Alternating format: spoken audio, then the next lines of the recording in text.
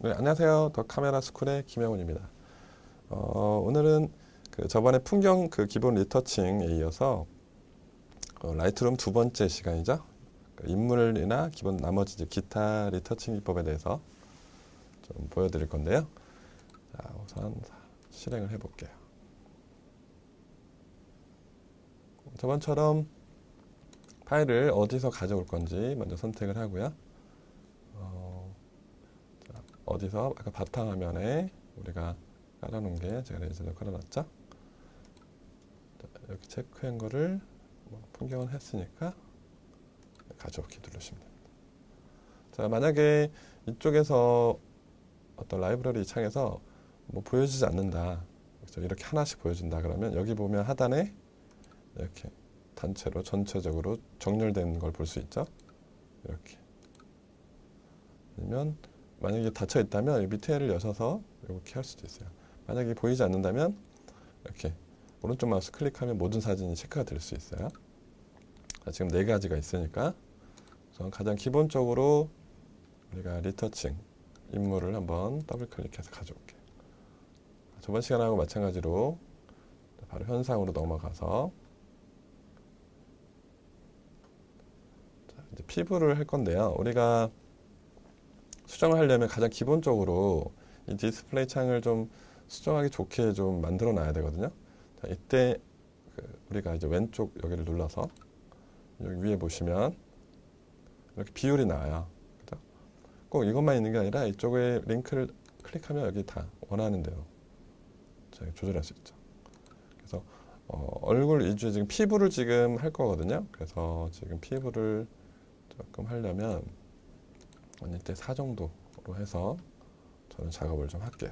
이거 닫아놓고 자, 여기서 보시면 왼쪽 보면 아까 우리가 이제 조정 브러쉬라고 저번 시간에 했던 거죠. K에서 자, 이제는 효과가 채도가 아니라 좀 클릭해서 보시면 여러 가지 다양한 기능이 있어요. 그 중에 피부색 부드럽게 클릭하면 됩니다. 자, 근데 저번 시간은 채도 했을 때는 그렇게 뭐 유심히 보진 않았지만 이제 이쪽 브러쉬를 좀 유심히 봐야 돼요. 물론 이제 오늘 이후로도 풍경에서도 그걸 같이 따라 하시면 되긴 하는데 자, 브러쉬 두 개를 이렇게 하나로 할 수도 있고요. 이렇게. 그죠? 이런 식으로. 저는 그냥 우선 이걸로 할게요. 크기는 뭐 이걸로 해도 되겠지만 대부분 이제 마우스 스크롤로 조절하기 편하시겠죠? 그죠? 자, 중요한 건 이 부분인데요. 자동 마스크라는 부분인데 이 부분을 클릭하시는 게 좋아요. 왜냐하면 이 부분은 자동으로 우리가 피부만 지금 보정을 할 건데 만약에 턱선 밑으로 이 목까지 내려갈 수 있거든요. 이걸 자동으로 내려가지 못하도록 자동으로 이렇게 만들어주는 거죠. 그러니까, 수정하시다 보면 이게 상당히 좀 많이 도움이 되실 거예요. 자, 그리고 가장 중요한 부분이 이 밀도인데요. 밀도를 너무 이렇게 100%로 해버리면 우리가 막 정말 수정한 얼굴 피부를 거의 뭉갠다고 보시면 되거든요. 그래서 밀도를 너무 이렇게 줘버리면 너무 인위적으로 그리고 하다 보면 나중에 이제 보여드릴 수도 있겠지만 밀도 100 차이가 나서 얼굴 피부를 하면 이 목과 경계선 차이가 엄청 심해지기 때문에 되도록이면 밀도를 개인적으로는 한 50에서 60 정도로 추천을 하고 올게요. 55 정도 놓고 한 듯 안 한 듯. 이쪽 하단에 보시면 선택한 마스크 오버레이 표시가 있는데요. 이거를 뭐 선택하셔도 되고 안 하셔도 되는데 이 부분에 저는 개인적으로 선택 안 해도 될 것 같아요. 왜냐하면 자기가 하고 있는 것을 직접 볼 수도 있으니까요. 자, 이제 여기서 제가 마우스 왼쪽을 누르면서 피부를 이렇게 조금씩 문질러 갈게요. 지금은 잘 그렇게 느낌이 안 오죠. 왜냐하면 아까 밀도를 좀 반으로 줄였기 때문에 그렇게 확 티가 날지는 않을 거예요. 근데 자세히 보시면 지금 피부가 부드러워지는 게 보일 거예요. 이렇게. 그렇죠? 지금 이제 이 크기를 좀 크게 해서 그렇지만 이쪽 좀 더 디테일하게 가려면 이쪽을 좀 스크롤 해서 좀 작게 이렇게 해야겠죠. 이런 식으로 이쪽. 왜냐하면 이게 입술을 먹어버리면 입술의 고유한 더 색을 좀 망치는 경우가 있기 때문에 좀 약간은 좀 더 디테일하게 해야겠죠. 저는 그냥 조금 약간 좀 이렇게 하는 거 좀 디테일하지 않은 건데 여러분들 좀 더 확대를 해서 이렇게 스페이스바를 누르면 손 모양의 핸드가 나오거든요. 그래서 이걸 좀 누르면서 이렇게 좀 저보다는 조금 더 정교하게 하시면 되죠. 이 정도 볼까요? 이 정도 보고 단축키로 Y를 눌러서 비교를 해볼게요.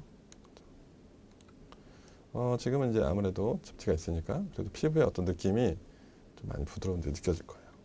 이번엔 피부 전체를 했으니까 이런 어떤 잡티 같은 걸 좀 없애볼까요? 뭐 굳이 없애주지도 않아서 얘기를 하는데 여기 얼룩 제거가 있어요. 이것도 마찬가지로 이렇게 스크롤로 크기를 조절한 다음에 그 부분과 없애려고 한 부분과 깔끔한 부분을 이렇게 마우스로 쭉 갖다 대면 이렇게 섞이면서 그쪽이 없어지는 거죠. 이렇게 이런 식으로, 그렇죠? 이런 식으로. 근데 원래 이 기능은 이제 뭐 포토샵에서 힐링 브러쉬라고 해서 뭐 여러 가지 있는데 조금 더 포토샵에서는 좀 더 간편하게 할 수 있죠.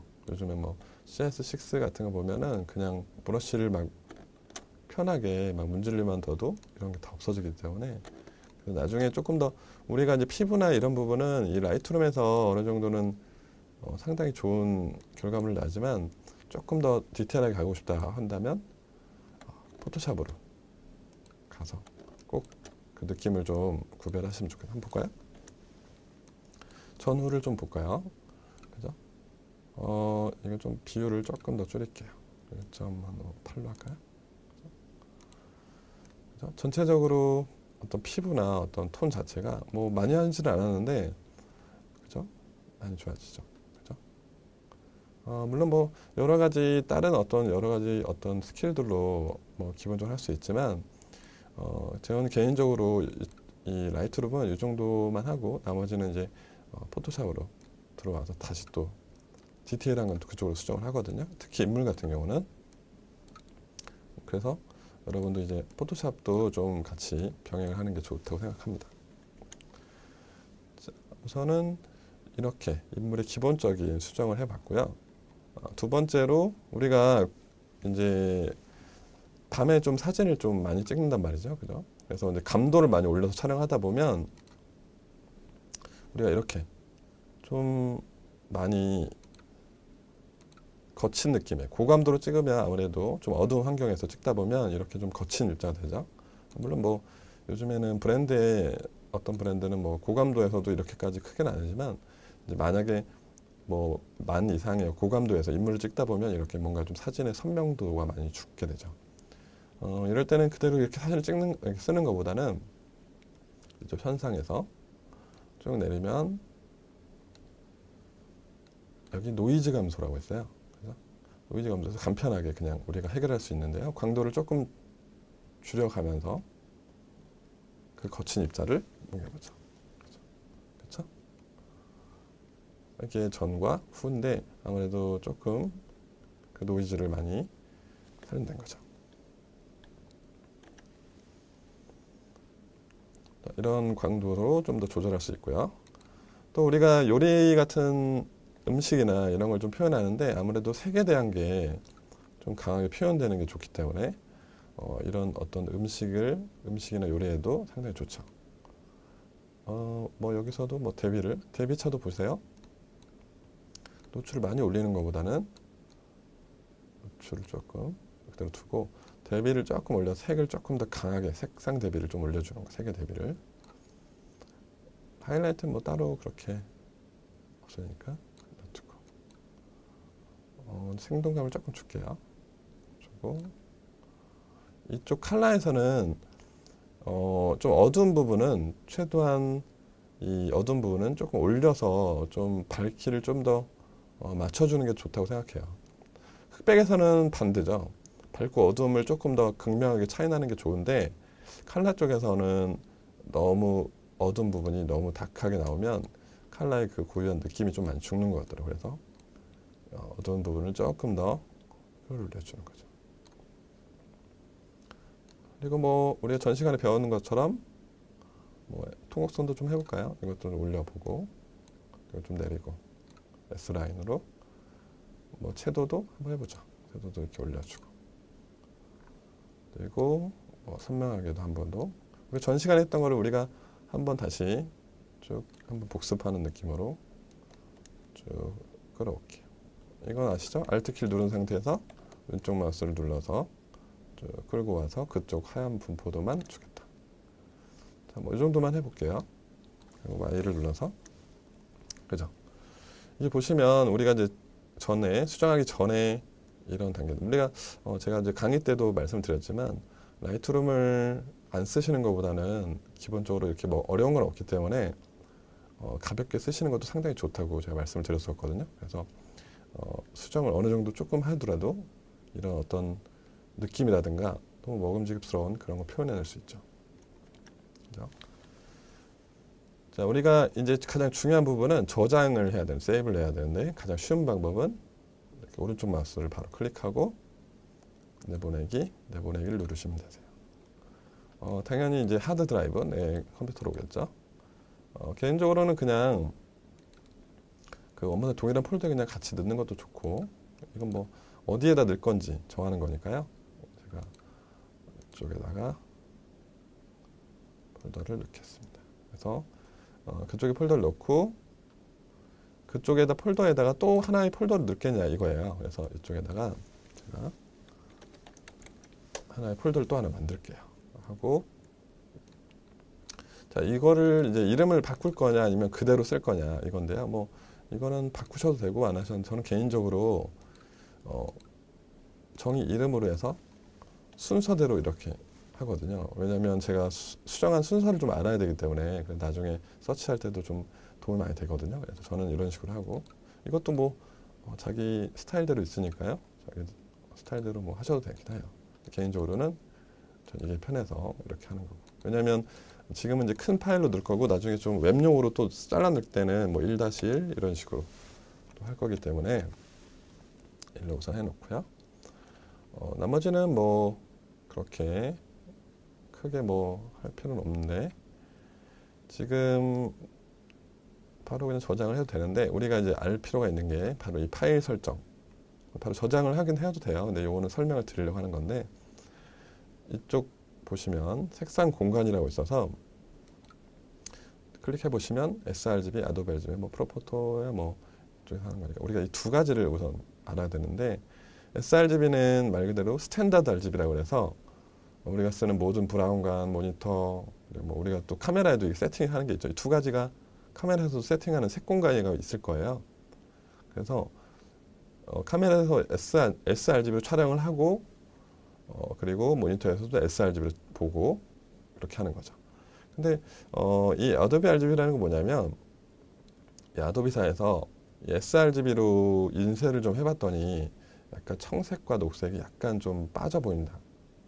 그래서 좀 색의 공간을 조금 더 크게 확장해서 내는 거죠. 결국에는 그냥 쉽게 우리가 설명하자면 나중에 이걸 인쇄를 할 거라면, 아니 뭐 전시회 용도로 할 거라면 아무래도 촬영할 때도 아도be RGB로 바꿔놓고 촬영하는 게 좋겠죠. 그리고 수정할 때도 아도be RGB로 수정을 하고요. 포토샵에 가보면 이렇게 이제 분류하는 게 있어요. 지금 원래는 스탠다드 RGB 세팅이 되어 있지만 내 모니터가 이 모니터의 색을 바꿀 수 있다는 거죠. 그리고 인쇄소도 당연히 아도be RGB로 세팅이 되어 있는 거고요. 그렇다고 sRGB로 해서 인쇄가 안 되는 거냐? 그건 아니고요. 욕심이 좀 나는 거죠. sRGB로 해도 충분히 뽑을 수 있어요. 뽑을 수 있지만 조금 더 정확하고 제대로 된 색을 좀 표현하고 싶어서 이렇게 하는 거니까, 그래서 현장에서는 대부분 아도be RGB를 많이 사용을 하고 있긴 하죠. 그래서 왜냐하면 또 인쇄를 하고 크게 뽑을 수 있는 일들이 많거든요, 현장에서. 그리고 또 전시회를 목적으로 하는 경우도 있기 때문에 아도be RGB를 찍어서 수정을 아도be RGB 모니터로 수정을 한 다음에 그 다음에 인쇄소에 넘기는 거죠. 출력소도 인쇄소도 다 아도be RGB로 세팅이 되어 있을 거예요. 그래서 이걸 이제 보는 거고, 이미지 형식 뭐 JPG 뭐 우리가 항상 늘 보는 이 파일 형식이죠. 압축 파일이죠. JPG. PST라는 건 뭐냐면, 우리가 나중에 이제 포토샵으로 수정을 하다 보면 포토샵은 JPG 한 장으로 이렇게 딱 하는 것보단 JPG를 한 장 불러와서 거기서 바로 수정하는 게 아니라 그걸 카피를 해서 햄버거처럼 위에다 얹혀놓죠. 그리고 특히 예를 들어서 인물 수정한다 그러면 하나를 카피해서 올려놓고 뭐 눈을 하고 하나 카피해서 올려놓고 코를 하고 하나 카피해서 올려놓고 입술하고 이런 식으로 눈썹하고 그래서 계속해서 햄버거처럼 쌓이는 거예요. 그럼 결국엔 JPG가 우리가 예를 들어서 용량이 하나에 뭐 말을 해서 뭐 맥시멈 뭐 한 8메가 정도 된다. 그러면 그게 PSD 파일은 뭐 그렇게 디테일하게 수정을 하다 보면 막 10개, 막 20개까지 될 수 있다거든요. 그러니까 막 엄청난 용량이 차지되는 거죠. 그래서 우리가 이제 수정을 하고 현장에서는 PSD 파일을 그렇게 따로 보관을 하고 그거를 마지막에 하나로 압축해서 JPG로 만들어 버리면 그게 바로 JPG 한 장이 되는 거죠. 그래서 JPG는 보이지만 PSD 파일은 그냥 포토샵에서만 열리는 거고요. PSD 파일을 왜 보관하냐? 용량이 그렇게 큰데 왜 그러냐면 JPG는 햄버거를 아예 눌러버렸기 때문에 다시 필 수는 없죠.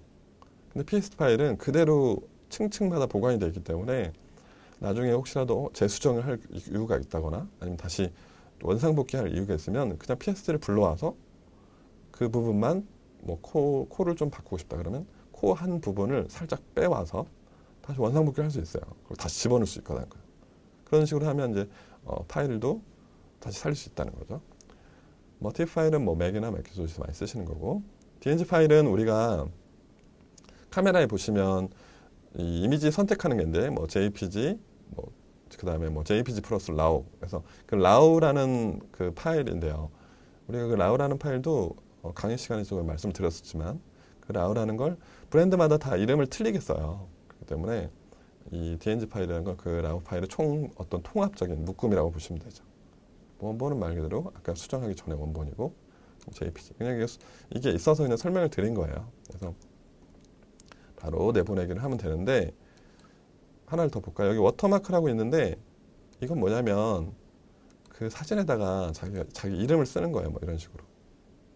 그래서 이거는 뭐 자기가 어떤 마크를 했으면 뭐 아무래도 자기 저작권이나 이런 게 있다면 뭐 마크를 선택을 JPG 가져와서 이쪽에다가 할 수 있죠. 뭐 그런 식으로 이건 선택 사항이 있으니까요. 이렇게 하셔도 되고 이렇게 해서 내보내기를 하시면 되죠. 자 그리고 이거를 조금 더 크다고 생각해서 왜 우리가 웹에도 올릴 때 보면 우리가 이제 아까 그랬지만 한 장에 뭐 파일이 많으면 7메가 막 이렇게 되는데 그거를 웹으로 바로 올리려면 웹에서 계속 다운이 되는 거죠. 빨리 잘라서 용량을 좀 적게 올려라. 그래서 자, 요건 좀 웹용으로 제가 하나 넣을게요. 웹으로 좀 작게 여기 이미지 크기 조정 있죠? 여기를 클릭해서 가장 긴 자리를 뭐 개인적으로는 뭐 웹에서 쓸 거기 때문에 뭐 그렇게 평상시 이제 표준으로 한 500픽셀 정도 가장 긴 자리 사진의 가장 긴 부분이에요. 우리가 잘 봐야 될 부분이 이 해상도 부분인데 우리가 흔히 이제 인쇄를 목적으로 한다면 이 해상도가 낮아버리면 좀 위험하죠. 그래서 우리가 인쇄를 할 거라면 300을 이상 유지를 해야 되는데 웹용이기 때문에 우리는 거의 72로 합니다. 물론 300으로 해서 웹에 올려도 되죠. 근데 별로 그렇게 의미는 없다는 거죠. 웹에선. 그래서 72로 놓고 웹에 올려주면 되죠. 그래서 보면 이 폴더에 여기다 놨으니까 그죠? 이걸 보시면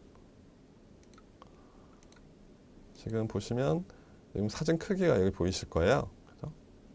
3200. 근데 여기서 보시면 아까 가장 큰 사이즈를 500으로 했죠? 가로를. 그러니까 500, 370 이렇게. 그래서 하나는 보관을 하고 있는 거고요. 하나는 외부로 올릴 거를 이렇게 따로. 아무래도 이거를 가지고는 인하기 힘들기 때문에 이걸 좀 큰 사이즈를 갖다 놓는 거죠. 이렇게 해서 수정을 좀 해보시면 인물이든 어떤 감도, 어떤 이런 부분들도 그리고 뭐 음식이라든가 이런 부분도 약간씩 조금만 터치를 해버리면 자기가 원하는 색이나 이런 걸 좀 얻을 수 있다. 이런 걸 꼭 하시고요. 좀 라이트룸을 좀 더 많이 자주 사용을 해보시고 꼭 나중에 그 포토샵도 다뤄보실 수 있는 여러분이 되셨으면 좋겠습니다. 오늘 강의는 여기까지 하겠습니다. 감사합니다.